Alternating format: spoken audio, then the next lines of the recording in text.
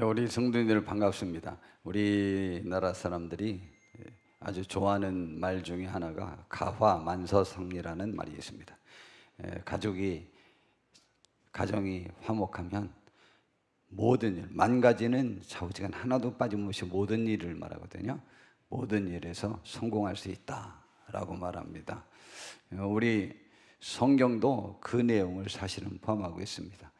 우리 가정이 다 이렇게 되어져서 우리 성도님들 성공하는 그러한 축복들을 다 누리기를 바랍니다. 그런데 그 가정의 핵심 인원이 누군지 압니까? 우리 여자들은 참 얼마나 행복하고 복된지 모릅니다.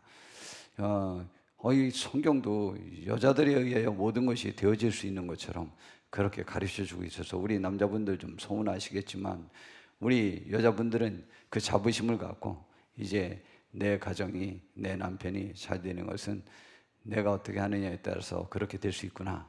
그러니까 남편이 잘 된 것은 다 내 탓이라는 확신을 갖고, 내 공이라는 확신을 갖고 이제 그렇게 해서 우리들의 가정을 세우는 분들 되길 바랍니다.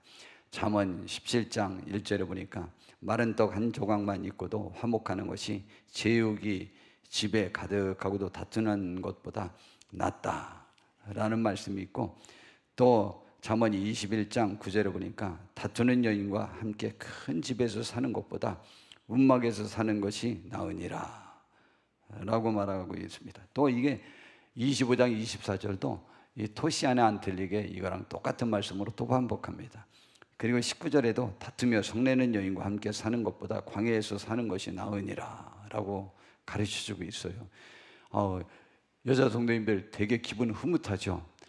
당신이 지금 이렇게 모든 것이 잘 되고 그러는 것이 다 내 덕인 줄 알아. 성경에 보니까 그런 여인과 살면 못 산대. 그러니까 남자들에게 있어서 목적은 뭐냐, 남자들이 잘 되게 하는 건 뭐냐, 큰 집에서 사는 것, 그냥 모든 고기들을 산의 진미를 다 알고 먹는 것보다 좌우지간 아내와 행복하게 사는 것이 제일 축복이라고 믿는다는 거죠.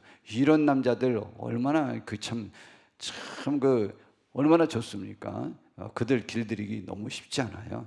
맛있는 거 잘해주고 그냥 좀 잘못해도 거지 같아도 그냥 봐주고 그렇게 해서 화목하게 살면 그 남자가 대궐에 사는 것보다도 더 자기가 성공한 사람으로 알고 잘 한다는데 얼마나 좋습니까? 그 하나님께서 여자들에게 이런 축복을 주셨으니 우리 가정이 이제 우리 임마누엘 교회는 다 우리 여자분들이 더 많이 오시니까 좌우지간 우리들의 가정이 다 이렇게 축복된 가정 이룰 수 있는데 우리 여자 성도님들 쓰임 받길 바랍니다. 우리 동영상 전에도 봤었던 건데 짧은 거 우리 재밌는 거 하나 1분 20초짜리 우리 보도록 하겠습니다.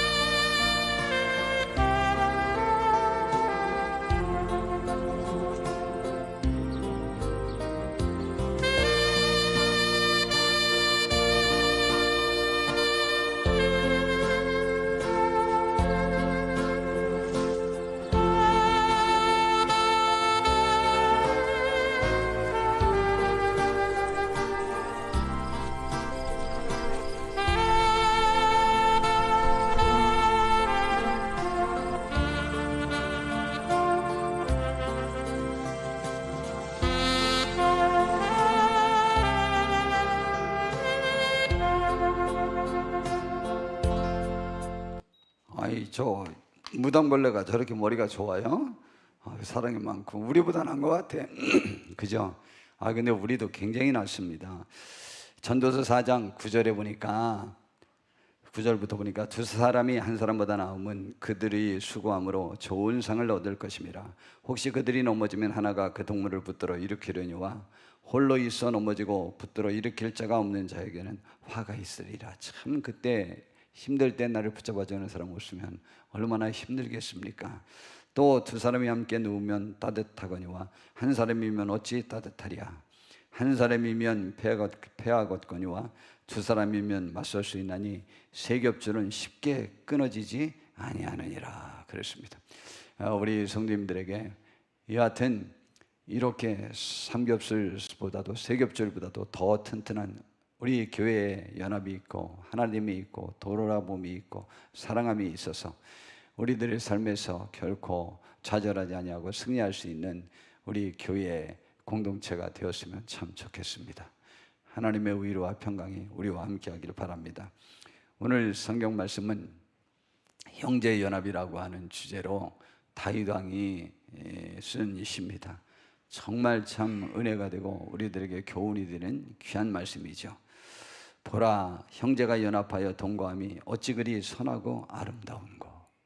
이 하나님의 말씀이죠. 다윗 왕의 입을 통해서 했지만은 형제가 연합하여 동거함이, 형제가 연합한 거죠. 저 형제는 교회 연합을 말합니다. 그런데 교회 연합을 말하지만은 그러나 사실은 가족 혹은 모든 관계, 모든 공동체 전부를 다 포함하는 것이 저 형제가 연합하는 것을 말합니다. 그리고 형제가 하나 되는 것은요, 하나님의 축복이라는 사실을 너무 잘 알 수 있습니다. 형제가 분열하고 다투는 것은요, 다 사탄의 역사입니다.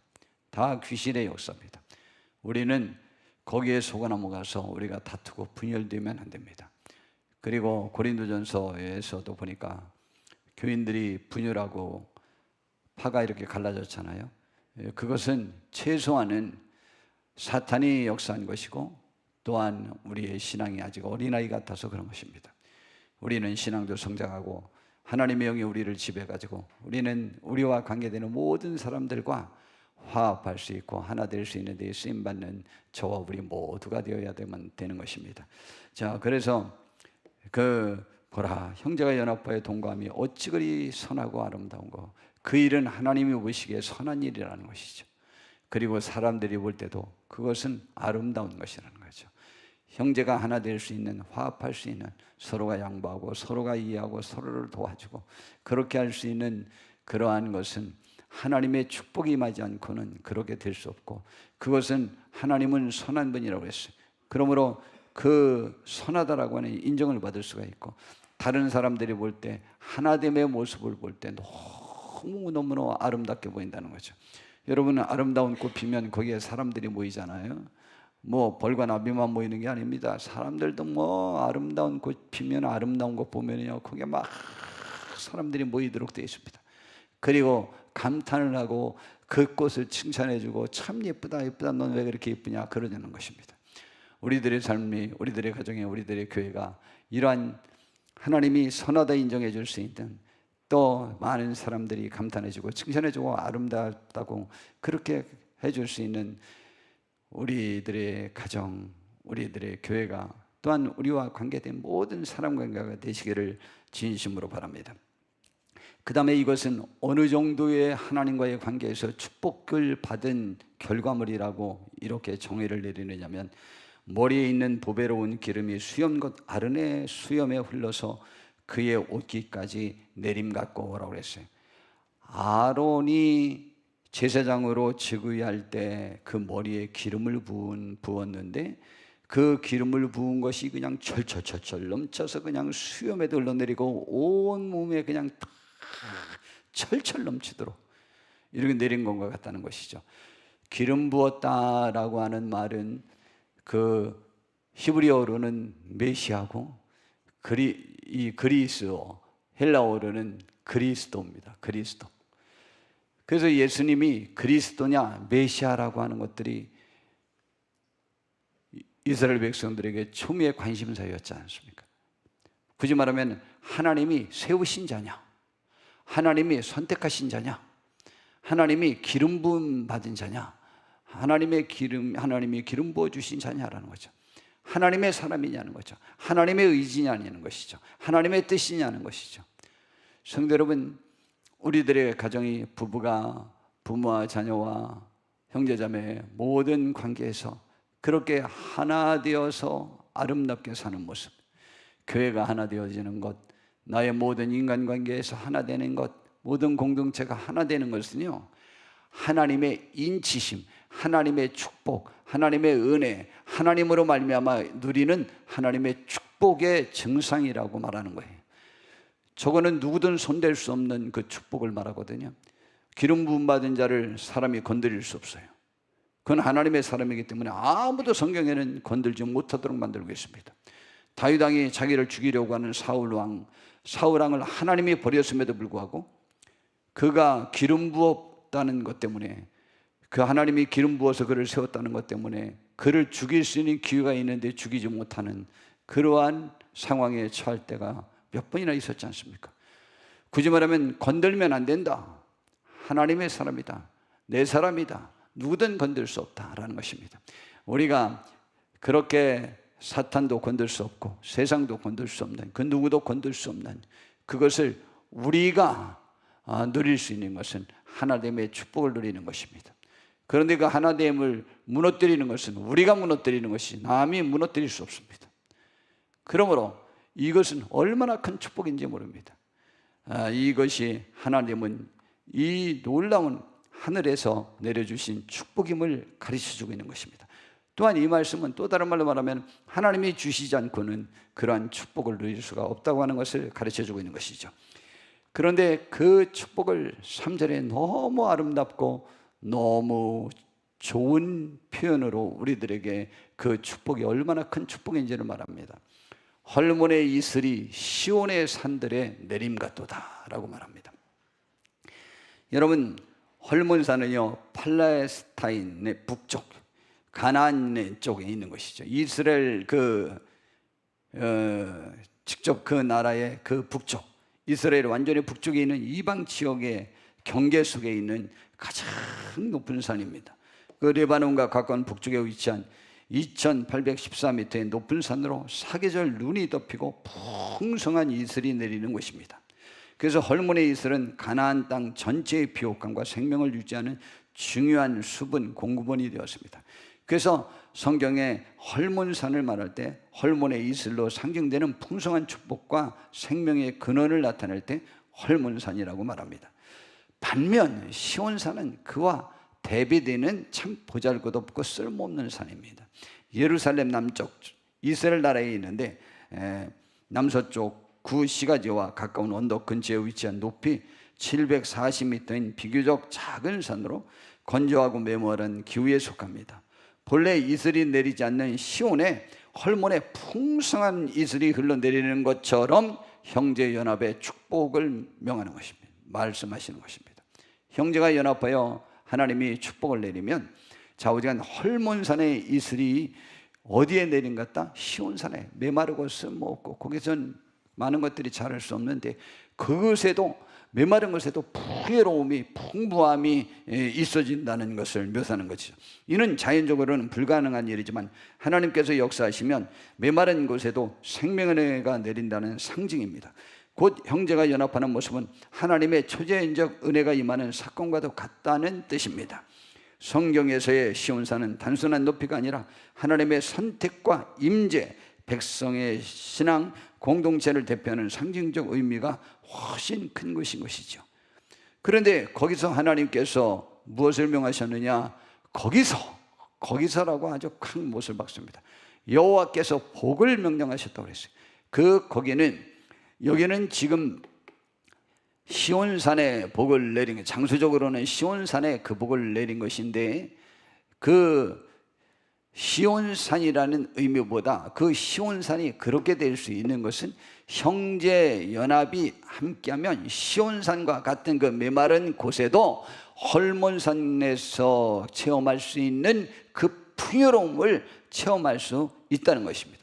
그럼 거기서라는 말은 형제가 하나 되어서 연합해서 화목하게 사는 그곳에 바로 그러한 놀라운 축복을 내리신다는 그러한 말입니다. 그래서 그 곧 형제가 연합하는 그 자리를 가리키고요. 하나님께서는 분열과 갈등의 자리가 아니라 하나됨의 자리에 복을 내리신다고 하십니다. 사실은 분열되면 모든 축복이 사라집니다. 여러분, 분열되고 나면 여지껏 쌓아놓았던 공든탑이 하루아침에 무너지기도 합니다. 그러므로 우리는 이 분열이 없어야 됩니다. 그런데 거기에서 복을 명하셨대요. 이 복이라는 표현은 단순한 축복을 베푸신다는 차원을 넘어서 하나님께서 권위로 반드시 이루시는 확정된 복을 뜻하는 것입니다. 즉 연합의 자리는 피할 수 없는 하나님의 복의 통로가 된다는 것을 말하고 있습니다. 그런데 거기에서 제일 큰 축복을 하나를 콕 집어 말하는데 뭐라고 말합니까? 곧 영생이로다 말합니다. 형제가 연합할 때 주어지는 복을 영생으로 규정합니다. 이는 단순히 오래 사는 축복이 아니라 하나님과의 관계 안에서 누리는 영원한 생명을 의미합니다. 구약 시편에서 영생이라는 표현은 구약 성경에는 그 영생이라는 단어를 잘 사용하지 않아요. 그런데 여기에서 영생이라는 표현이 흔치 않은데 여기서는 공동체의 연합이 단순한 땅의 축복을 넘어서 하나님 나라의 영원한 생명에 참여하는 길임을 보여줍니다. 결국 형제가 연합하는 자리는 하나님의 영생의 삶을 미리 맛보는 자리라는 것을 가르쳐주고 있는 것입니다. 그래서 결론적으로 이 영생의 축복을 뭐라고 말할 수 있느냐? 연합은 초자연적인 은혜의 결과라고 볼 수 있습니다. 본래 시온의 헐몬의 이슬이 내릴 수 없듯 인간적으로 불가능한 일치와 화해도 하나님께서 개입하실 때 가능합니다. 그 다음에 연합의 자리에 복이 임합니다. 하나님께서 복을 명령하셨다는 말씀처럼 공동체가 하나 될 때 하나님은 반드시 축복을 내려주십니다. 또 연합은 영생의 체험입니다. 교회의 연합은 단지 지상에서의 조화가 아니라 영원한 하나님 나라를 미리 누리는 은혜의 자리인 것입니다.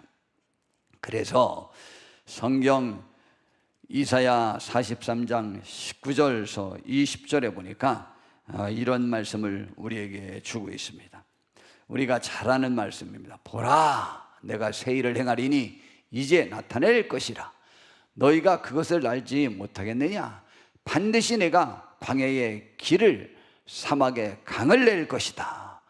아니, 광야에 길이 생기고요, 사막에 강이 생기는 축복, 하나님께서 하시는 일을 지금 말하고 있는 것 아닙니까? 예수님이 메시아가 오시고 성령이 임하면 일어날 일을 말하는 것이 아닙니까? 장차 들짐승 곧 승냥이와 타조도 나를 존경할 것은, 이 짐승 같은 사람들도 다 하나님을 존경할 거예요. 내가 광야의 물을, 사막의 강들을 내어 내 백성 내가 택한 자에게 마시게 할 것이라고 했습니다. 이 축복이 주의 영으로 말미암아 우리들에게 임하여지기를 진심으로 바랍니다. 지금 형제의 연합으로 말미암아 주어지는 축복이 헐몬산에서만 볼 수 있었던 그 현상이 시온산에 가능하다고 하는 것은 우리들의 삶의 사막과 같고 광야 같은 그 길에 하나님의 절한 놀라운 은총이 있어지는데, 그 축복 중에 하나, 구체적으로 우리가 형제의 연합을 이룰 수 있는 그러한 곳에 이루어질 수 있음을 성경은 가르쳐주고 있습니다.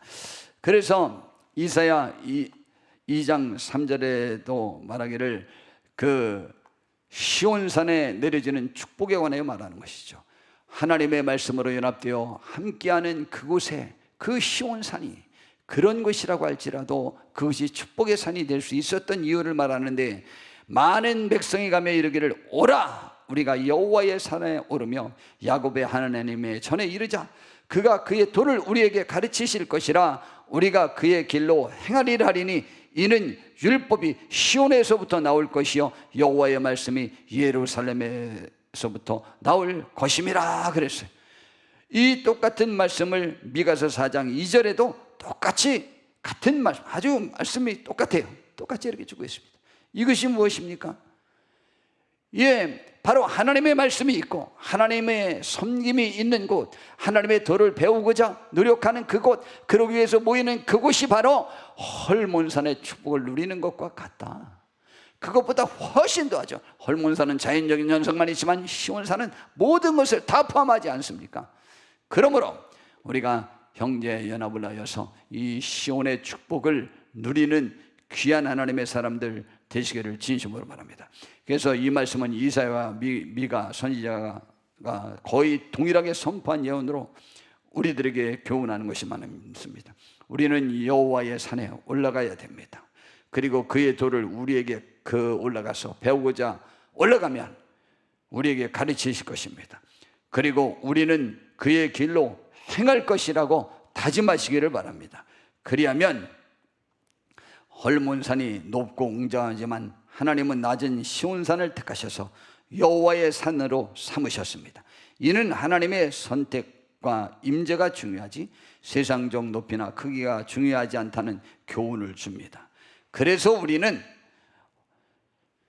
또한 우리 임마누엘 교회는 어떻게 해야 되느냐? 예배 공동체가 회복이 되어야만 합니다. 성도들이 함께 모여 오라 우리가 여호와의 산에 오르자 라고 서로 권면할 때, 그래서 하나가 될 때 교회 예배가 회복됩니다. 말씀에 순종하는 제자 공동체가 되어야만 합니다.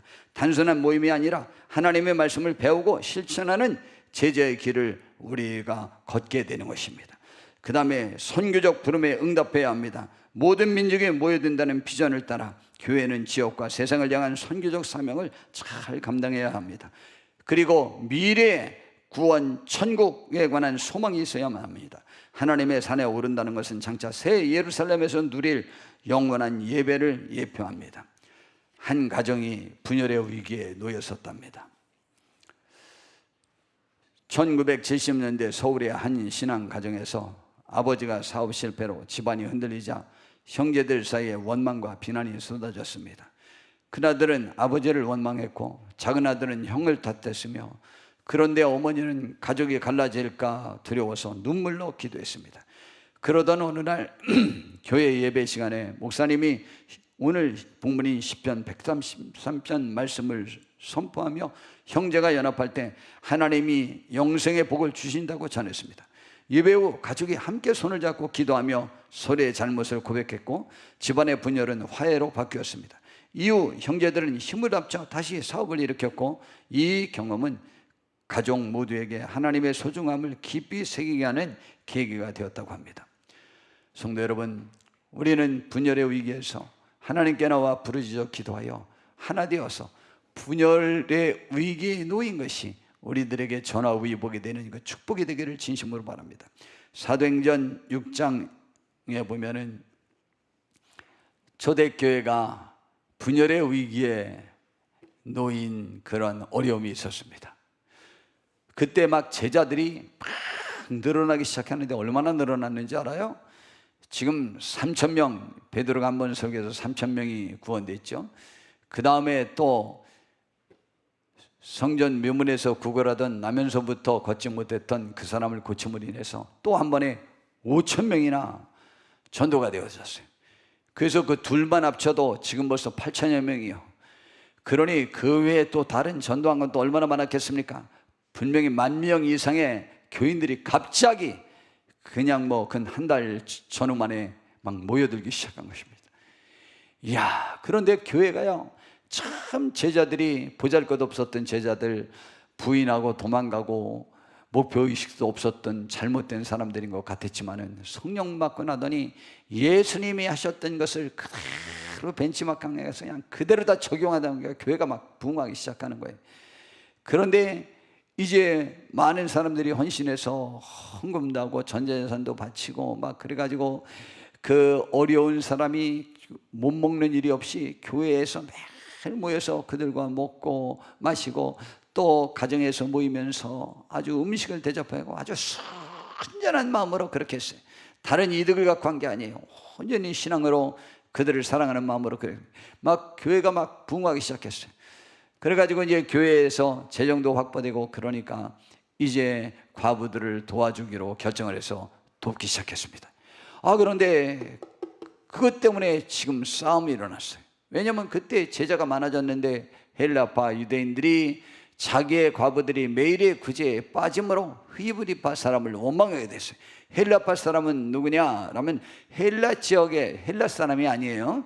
헬라 지역에 흩어져 살던 유대인들이 지금 유입되어서 유대 나라로 와서 지금 살고 있고, 혹은 명절이나 이것 때문에 와서 한번 오면은 혹은 몇 개월씩 있다가도 돌아가니까, 한 달씩 있다가도 돌아가니까 그들이 신앙을 갖게 된 거예요.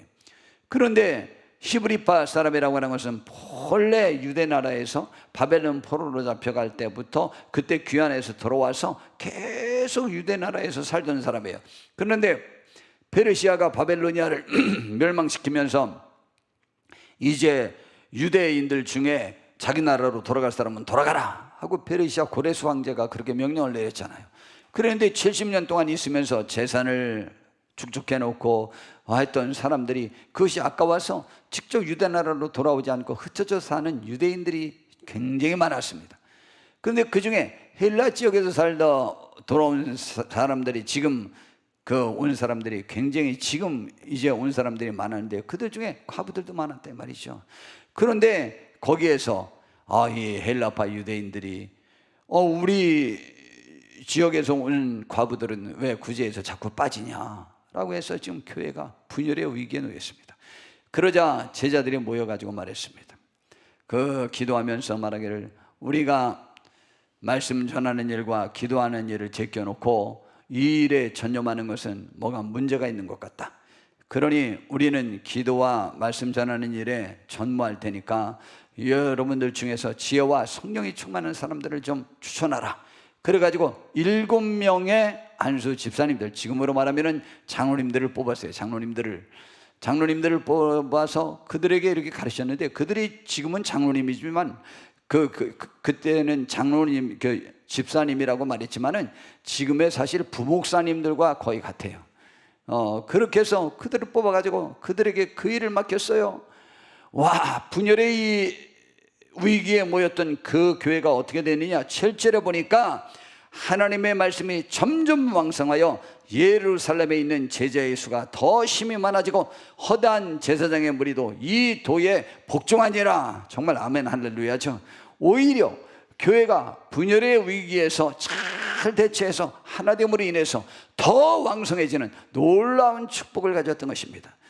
여러분, 부흥하는 교회는 분열이 없어요. 조영규 목사님 설교를 제가 들어봤는데 조영규 목사님 교회 순복음교회는 한 번도 교회가 분열한 적이 없대요. 몇 명 간 사람은 있대요. 그러나 이렇게 조직적으로 분열한 적은 한 번도 없다는 것이죠. 저희 임마누엘 교회도 그런 일이 한 번도 없어요. 이거 정말 축복이에요. 얼마나 축복인지 모릅니다. 이제 이 하나님의 좋은 관계를 40년 동안 유지했던 우리 교회가 이제 이 힘이 폭발적으로 일어나서 이제 더 왕성해지는 그러한 축복이 있게 되기를 진심으로 바랍니다. 하나님이 이렇게 하나 되는 곳에 축복을 주신다고 명령했으니 그곳에 영생이라고 그랬으니 그 영생의 축복이 우리 성도님들과 우리 교회가 이렇게 하나 된 이 좋은 이 교회에서 하나님의 은총이 더 일어나기를 진심으로 바랍니다. 2007년 봄 서울의 한 중형교회에서는 담임 목사님과 장로님들 사이에 예배 운영 방식과 재정 집행 문제로 두고 갈등이 깊어졌답니다. 몇몇 장로님들은 목사님의 새로운 예배 형식 도입이 전통을 해친다고 강하게 반대했고 목사님 역시 교회의 미래를 위해서 반드시 필요하다고 생각하여 양보할 수 없다고 느꼈습니다. 양쪽 대립은 심해져 교인들 앞에서도 불편한 기류가 드러나기 시작했습니다. 그때 노예에서 파송된 중재 목사님이 양쪽을 모아 며칠 동안 집중적으로 기도회를 열었습니다. 3월 15일 금요일 저녁 교회 본당에서 목사님과 장로님들 그리고 교인 대표들이 함께 모여 하나님 앞에 엎드려 기도하던 중 한 장로님이 눈물을 흘리며 목사님에게 말하기를 우리가 목사님을 대적한 것이 아니고 사실은 주님의 몸된 교회를 찢으려 한 것이었습니다. 용서해 주십시오 라고 고백했다고 합니다. 그 말을 들은 담임 목사님도 눈물을 흘리며 저도 제 뜻만 앞세운 것이 아니라 주님의 음성을 분별하지 못한 교만이었습니다. 장로님들과 함께 다시 교회를 세워가겠습니다 라고 회개했습니다. 그 순간 예배당 안에는 기쁜 화해의 분위기가 감돌았고 서로 손을 잡고 울며 기도하는 시간이 이어졌습니다. 이후 교회는 예배 형식 문제를 절충하여 전통과 현대를 조화시키는 방향으로 합의했고 재정 집행 역시 공동의 투명한 원칙을 세워 모두가 신뢰할 수 있게 만들었습니다. 이 과정을 통해 교인들은 지도자들의 갈등이 어떻게 하나님 앞에서 겸손한 고백과 서로에 대한 용서로 해결되는지를 목격했고 교회는 오히려 단단히 연합을 이루어 부흥하게 되었다고 하는 것입니다. 여러분, 우리는 어떤 경우에라도 어떤 문제가 발생됐을 때 하나님께서는 이 관점을 어떻게 보는지를 생각하면서 하나 될 수 있는 여지껏처럼 그렇게 복된 교회가 되기를 진심으로 바라고, 그런 가정들, 그러한 모든 인간관계를 이룰 수 있는 우리 성령의 사람들, 우리 성도님들 다 되시기를 진심으로 바랍니다. 저는요, 성경 말씀 중에 아주 제가 은혜를 받은 성경 말씀이 있습니다. 제가 몇 번이나 말씀드리는데, 제가 고등학교 때 요한복음 17장이 예수님이 마지막 날 밤에 제자들을 위해서 막 기도한 장면이에요. 저는 그 장면이 너무 좋아서 제가 이제 이렇게 전도를 나가면은요, 그 요한복음 17장을 제가 복사해 가지고 그걸 다른 사람들에게 보라고, 예수님이 이런 분이라고, 하나님이 이런 분이라고, 우리를 이렇게 사랑하신다고 막 그러면서 제가 전도했던 기억이 납니다. 참 그 감동이 굉장히 깊은데, 그 감동 요한복음 17장의 것 전체를 오늘 말씀드릴 수는 없고, 특별히 거기에서 그 예수님이 이 세상에 남겨놓은 그 제자들에 대하여 하나 되기를 원하는 간절한 소원의 기도가 있습니다. 그것만 몇 절 좀 인용하려고 합니다. 예수님이 이렇게 기도합니다. 요한복음 17장 11절에 보니까 나는 세상에 더 있지 아니하오나 그들은 세상에 있사옵고. 와, 예수님의 제자들을 생각하는 거예요. 이 세상은 어떤 세상인지 알아요? 예수님을 오늘 밤에 잡아서 내일 죽일 세상이에요. 그 세상에 나는 그들을 남겨두고 갑니다. 그들도 저처럼 다 죽을 겁니다. 지금 이 얘기입니다. 참 막 가슴이, 앞뒤 전체의 말씀 막 저는요, 예수님 그렇게 사실적으로 우리를 염려하고 걱정하고 기도해 주시는 것 얼마나 감사합니까? 그 사랑이 막 절절절절 느껴져요. 세상에 있사옵고 나는 아버지께로 가옵나니 거룩하신 아버지여 내게 주신 아버지의 이름으로 그들을 좀 보존하사 지켜주시사, 보존하사 우리와 같이 그들도 하나가 되게 하옵소서. 예수님과 하나님이 하나 되면 어떻게 되죠? 예수님과 하나님이 하나 되면 하나님의 뜻이 예수님의 마음속에 있고 예수님의 마음 뜻이 하나님에게 있고 다 그 완전히 일심동체예요. 그럼 뭐죠? 죄인을 위해서 죽어야 돼요. 그리고 하나님의 뜻에 절대적으로 순종해야 되거든요. 하나가 되게 하옵소서. 하나 돼야 세상을 이길 수 있다는 거죠. 20절에 내가 비옵는 것은 이 사람들만 위함이 아니요. 지금 이 제자들, 내 지금 남아있는 11명의 제자들만 위한 것이 아니에요. 가룟유다는 지금 이제 그 예수님 잡아 죽이려고 사람들 데리러 갔고 지금 11명밖에 없으니까 이 사람들만 위함이 아니요. 또 그들의 말로 말미암아 나를 믿는 사람들도 위함이니 우리를 위함이라는 것도 맞는 거죠. 그러면서 아버지요, 아버지가 내 안에, 내가 아버지 안에 있는 것 같이 그들도 다 하나가 되어 우리 안에 있게 하사. 우리도 예수님 안에, 하나님 안에 있기를 바랍니다. 또 하나님이, 주님이, 성령님이 우리 안에 있기를 바랍니다. 내가 하나님이요, 내 생각이 하나님이요, 내가 행하는 것이 하나님이기를 진심으로 바랍니다. 우리가 바라나 잘 안 되지만 이제 오늘 이 시간도 한번 다짐해봐서 주님이랑 하나님이 하나 된 것 같이 우리도 그들과 하나가 되게 해달라고 기도합니다. 세상으로 아버지께서 나를 보내신 것을 믿게 하옵소서. 우리가 하나님과 하나 되고 우리가 하나 될 때 예수님이 구세주라는 것을 담들이 믿어줄 수 있다는 거죠. 내가 주신 영광을 내가 그들에게 주었사오니 이는 우리가 하나 된 것 같이 그들도 하나가 되게 하려 함이니이다.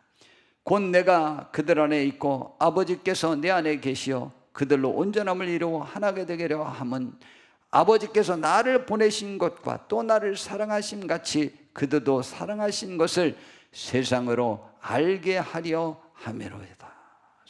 우리가 하나님과 하나 되고 예수님과 하나 되고 교인이 하나 될 때 세상이 볼 때 하나님이 저들을 사랑하는구나 라는 것을 알게 될 수 있다는 거예요.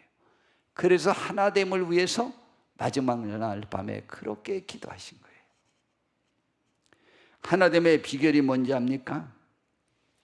요한복음 6장 38절에 보니까 내가 하늘에서 내려온 것은 내 뜻을 행하려 함이 아니요 나를 보내신 이의 뜻을 행하려 함이다 라고 말합니다. 그리고 요한복음 17장 1절부터 또 조금만 더 보면 예수께서 이 말씀을 하시고 눈을 들어 하늘을 우러러 이르시되 아버지여 때가 이르렀사오니 아들을 영화롭게 하사 아들로 아버지를 영화롭게 하옵소서. 아들이 영화로워지는 게 아버지가 영화로워지는 거예요. 예수님의 죽음이 비천한 죽음이 아니고 구원의 죽음이라는 것을 알을 때 예수님도 영화롭고 하나님도 영화로워지는 거예요. 4절에 아버지께서 내게 하라고 주신 일을 내가 이루어 아버지를 이 세상에서 영화롭게 하였사오니 아버지여 창세전에 내가 아버지와 함께 계셨던 영화로서 지금도 아버지와 함께 나를 영화롭게 하옵소서 라고 이렇게 말하는 것입니다. 빌립보서 2장 5절에서 8절에 보니까 너희 안에서 이 마음을 품으라. 곧 그리스도 예수의 마음이니 그는 근본 하나님의 본체시나 하나님과 동등됨을 취할 것으로 여기지 아니하시고 오히려 자기를 비워 겸손이죠.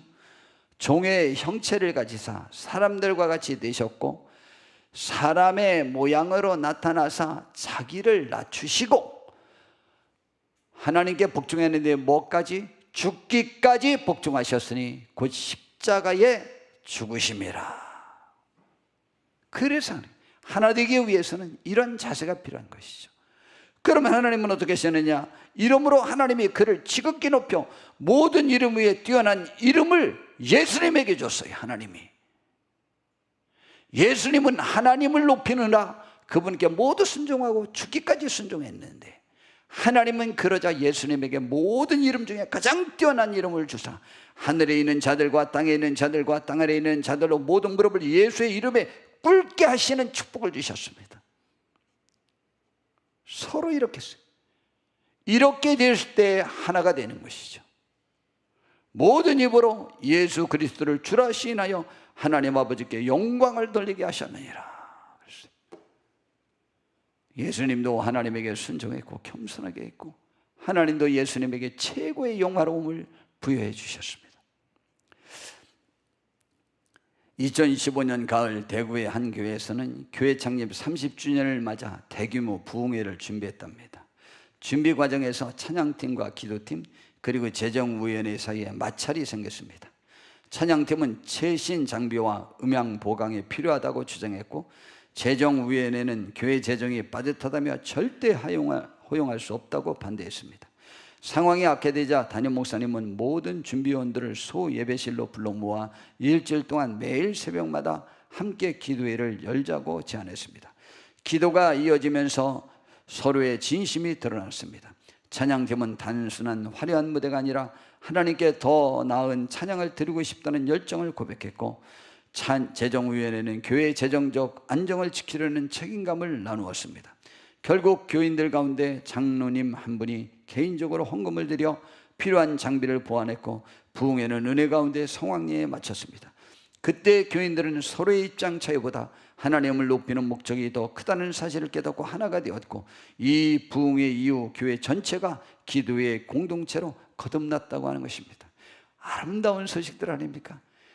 우리 교회를 통하여 아름다운 소식이 우리 전국교회에 또 우리 교회를 아는 많은 목사님들에게 전부 퍼지고 성도님들에게 전부 퍼지기를 바랍니다. 저희 교회에 대하여 우리 목사님들이 얼마나 좋아하는지 몰라요. 그리고 그 칭찬이 정말 보통 자자한 게 아니에요. 특별히 우리의 성도님들이 섬기는 그 모습을 볼 때마다 너무 은혜를 받고 다 돌아갑니다. 그 자세가 너무 좋다는 거죠. 굉장히 좋지 않습니까? 우리 교회가 하나 된 모습을 보이고 있는 것입니다. 예수님과 함께 해준 제자들에 대한 축복의 말씀을 우리는 너무 잘 알고 있지 않습니까? 누가복음 22장 28절에서 30절에 보니까 너희는 나의 모든 시험 중에 항상 나와 함께한 자들인즉. 천하의 예수님도 그 제자들에 대해서 고마운데 너희들이 나와 함께 주기에 시험거리가 나의 못난 점이, 부족한 점이, 아쉬운 점이 많았을 텐데 나와 함께 해줘서 고맙다. 이 말은 어느 때 했다고요? 예수님은 오늘 밤에 내가 잡혀가서 배신당하고 너희들 다 도망가고 다 나는 오늘 잡혀가지고 죽을 거다 라는 그 말씀을 하실 때, 이 말씀하시기 전에 자기들은 누가 크냐 싸웠고, 그 다음에 그 가룟유다는 예수님 잡아 죽이는 사람들 데리러 갔고, 이들 같이 기도해 줬더니 아무것도 알지도 못하고 잠만 딥다 자버리고, 그리고 그냥 그 예수님 잡혀있는 모습을 보고 다 도망가고, 빨가벗고 도망가고, 베드로는 3번이나 모른다고 부인하고, 그걸 빤히 아시면서 예수님이 말씀하시는 거예요. 그런데도 함께 해준 것이 고마운 거예요. 이야, 근데 저 심정은 저도 우리 성도님들을 향하여 똑같네요.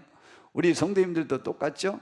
아이고, 절 봐줘서 같이 하셨지, 안 봐주셨으면 벌써 목사님들 10명 모셨을 거예요. 아유, 그런데 부족한 저를 봐주시는 그 사랑 때문에, 그래서 예수님이 고맙다고 말한 거예요. 천하의 예수님이 그랬는데 40년 동안 제가 목회했는데, 아이고 얼마나 마음이 많으셨겠습니까?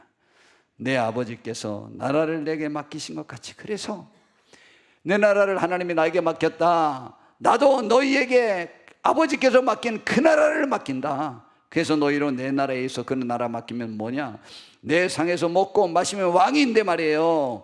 또는 보좌에 앉아, 보좌는 임금님의 자리잖아요. 보좌에 앉아 이스라엘 12지파를 다스리게 하려 하노라라고 말했습니다. 우리 교회가 형제 연합이 서로가 이렇게 많은 시험 중에도 함께 해주셨던 우리 성도님들, 또 가정에서도 그렇게 하시고 이웃과도 그렇게 하시고, 어느 단체에 가서나 우리는 사랑으로 하나가 되게 하는, 화목케 하는 그 사명을 받은 사람들 아닙니까?